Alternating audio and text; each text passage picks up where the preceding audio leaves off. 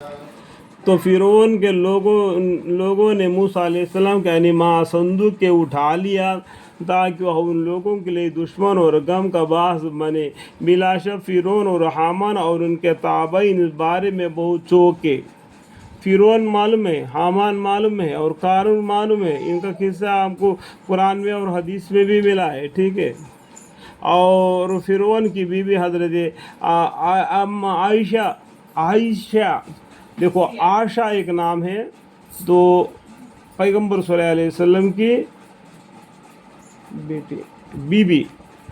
ٹھیک ہے۔ اور دوسرا آسیہ ہے جو فرعون کی بیوی ہے بولتے ہیں۔ لیکن قصص الانبیاء پڑھنے سے کچھ معلوم پڑ جائے گا کہ فرعون کو اور حضرت عائشہ رضی اللہ عنہا کا بیچ میں کوئی آڑ رہتا تھا کہ وہ ان سے الگ رہتی تھی، کیونکہ یہ مومن تھی، وہ کافر تھا فرعون کی بیوی حضرت آسیہ نے فرعون سے کہا کہ یہ بچہ میرے اور تیرے آنکھوں کا ٹھنڈک ہے، یعنی جو صندوق پکڑ کے لائے تھے نا، جو صندوق کھول دیا تو اس کے اندر کچھ مال ہوتا کے ساتھ میں وہ بچہ تھا، تو فرعون لڑکوں کو قتل کرتا تھا، لڑکیوں کو زندہ چھوڑ دیتا تھا۔ تو ان کی بیوی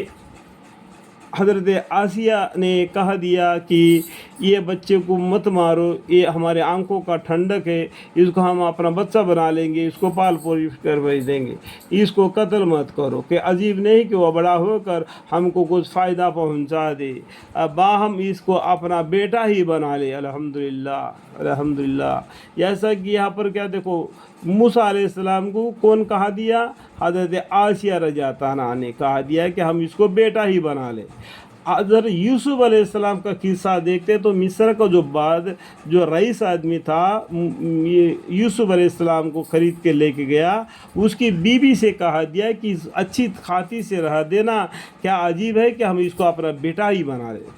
سمجھ میں آیا بات؟ آپ کو سمجھانے کے طور پر میں یہ کہہ رہا ہوں، جس طریقے سے آج موسیٰ علیہ السلام کے بارے میں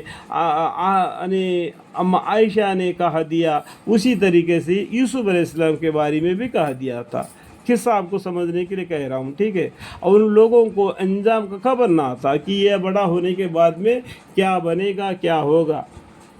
تو قصہ ان کو معلوم نہیں تھا نا، کہ اللہ کو بہتر معلوم ہے، غیب کی خبر ہے، ٹھیک ہے۔ اور ادھر وہاں قصہ ہوا کہ موسیٰ علیہ السلام کی والدہ یعنی ان کی ماں موسیٰ علیہ السلام ماں، جن کو دریا میں چھوڑ دیا تھا صندوق میں، کہ وہ دل کے خیالات کا مختلف ہو کہ ہجوم سے بے قرار ہو گیا، کہ قریب تھا کہ وہ موسیٰ علیہ السلام کا سب پر ظاہر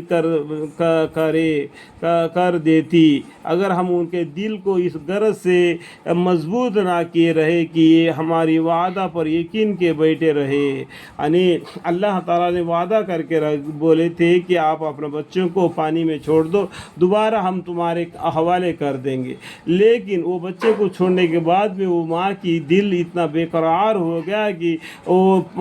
کہ موسیٰ علیہ السلام کو پتہ بتانے تک لائق ہو گیا تھی، تو اللہ تعالیٰ نے ان کا دل کو مضبوطی کے ساتھ رکھ دیا اور ان کو دوبارہ ان کی ماں کے گود میں پہنچا دیا کہ وہ پانی پہ دودھ پلائے اور اس بچے کا پرورش کرے، یعنی موسیٰ علیہ السلام کا۔ سمجھ میں آیا بات؟ اللہ تعالیٰ سمجھنے کی توفیق عطا فرمائے۔